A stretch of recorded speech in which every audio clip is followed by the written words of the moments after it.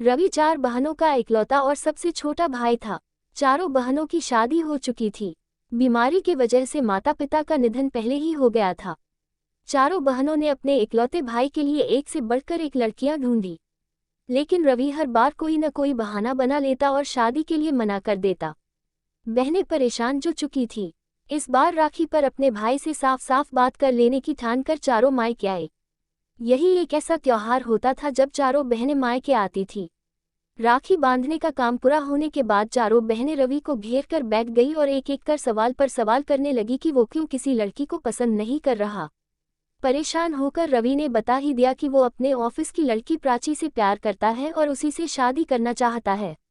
प्राची एक अलग जाति से थी। बहनों ने ऐतराज कि उनके घर में ये सब नहीं चलता। फिर दूसरी बहन बोली, हम अपने ससुराल में क्या जवाब देंगे।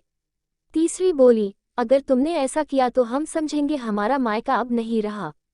उसे लगा ऐसा कहने पर रवि शायद अपना विचार बदल ले। रवि जो बचपन से ही जिद्दी था, उसने अपना फैसला सुना दिया, मैं शादी करूंगा तो बस प्राची। चारों बहनें रवि की जिद जानती थी। चारों नाराज होकर अपने अपने ससुराल चली गई। रवि ने सबको मनाने की बहुत कोशिश की पर कोई नहीं माना। आखिर उसने प्राची से कोर्ट मैरिज कर ली।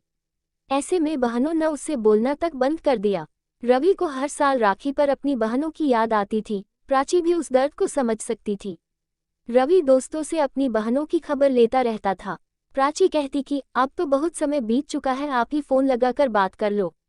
छोटे हो आप। रवि, मैं तो बात कर लूंगा। मुझे किसी ने कुछ कहा तो फर्क नहीं पड़ेगा, लेकिन तुम्हें किसी ने कुछ कहा तो वो मैं सहन नहीं कर पाऊंगा। ऐसा ना हो कि रिश्ते और बिगड़ जाए। रवि ने सबको मनाने की बहुत कोशिश की पर कोई नहीं माना। आखिर उसने प्राची से कोर्ट मैरिज कर ली। ऐसे में बहनों ने उससे बोलना तक बंद कर दिया। रवि को हर साल राखी पर अपनी बहनों की याद आती थी। प्राची भी उस दर्द को समझ सकती थी। रवि दोस्तों से अपनी बहनों की खबर लेता रहता था। प्राची कहती कि अब तो बहुत समय बीत चुका है, आप ही फोन लगाकर बात कर लो।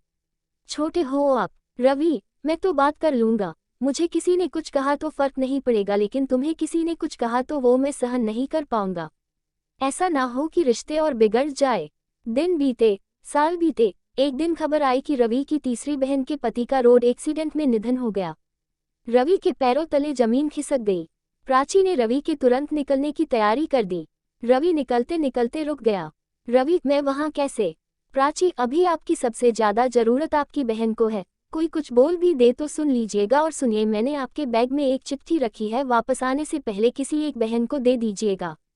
रवि चिट्ठी के बारे में पूछने की मनस्थिति में नहीं था। ठीक है बोलकर निकल गया। रवि बहन के ससुराल पहुंचा। भाई को देखकर ही बहन इसके गले लगकर खूब रोई।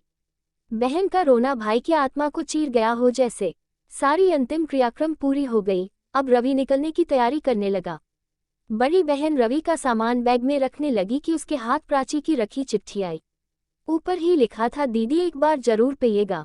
बहन ने हिचकिचाहट में चिट्ठी खोली, जिसमें लिखा था, प्रणाम, मैं आप सबसे पहले तो माफ़ी चाहती हूँ कि इस दुख की घड़ी में मैं वहाँ आप लोगों के साथ नहीं हूँ, पर मैं और आपके भाई हमेशा आप लोगों के साथ है।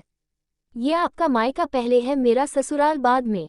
आपका पूरा हक है अपने भाई पर और आपके मायके पर। मैं आप लोगों के बीच ना कभी आई थी ना कभी आऊंगी।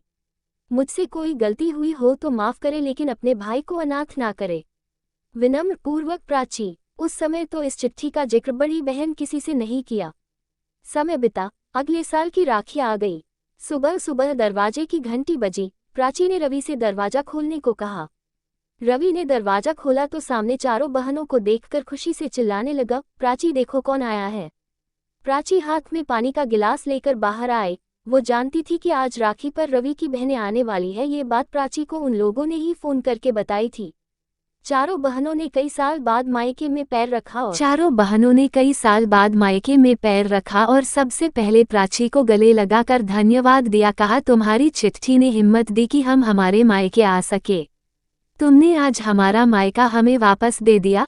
हमेशा खुश रहो। रवि के हाथ में इतने साल बाद उनकी बहनों ने राखी बांधी। उसकी खुशी उसके आंखों में नजर आ रही थी, जिसे देखकर प्राची भी खुश थी और सबकी आंखें नम थी। आपकी आंखें नम हुई या नहीं मैं नहीं जानती, लेकिन लिखते लिखते मेरी आंखें नम हो गई। लाइक शेयर जरूर करें।